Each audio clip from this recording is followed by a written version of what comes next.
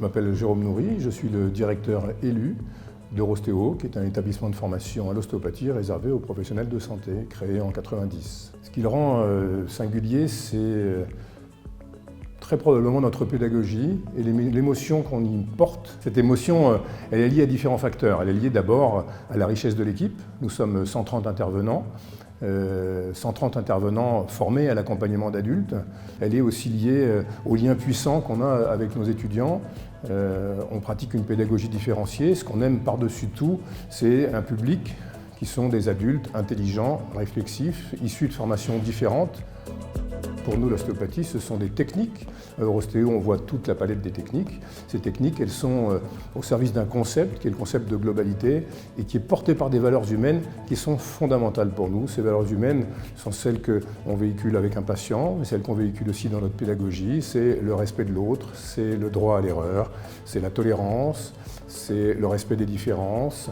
Je pense qu'elles soutiennent la motivation et notre pédagogie. Nous, on est dans le monde de la formation. Dans le monde de la formation, les démarches sont négociées. Pourquoi? Parce que nos étudiants sont des gens qui sont déjà dans la vie active, ce sont des adultes. On va donc les accompagner comme des adultes, chacun sur leur chemin.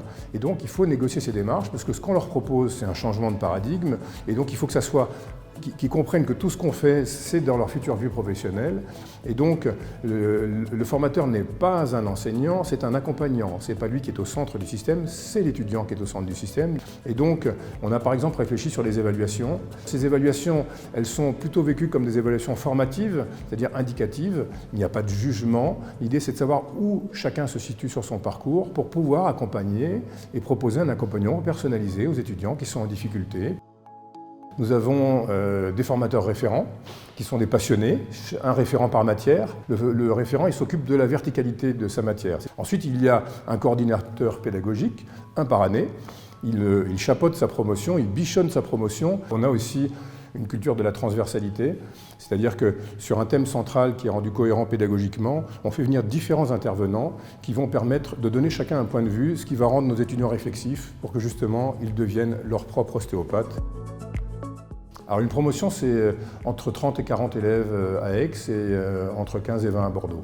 L'Eurostéo a toujours été très exigeant sur ce cadre légal. On a toujours anticipé les différentes législations, ce qui fait que nous avons toujours obtenu notre agrément en première intention. Je pense que la clé, c'est devenir un ostéopathe unique. Comme le disait Oscar Wilde, soyez vous-même puisque tous les autres sont déjà pris. Donc je pense que ce qui compte, c'est la qualité de l'accompagnement.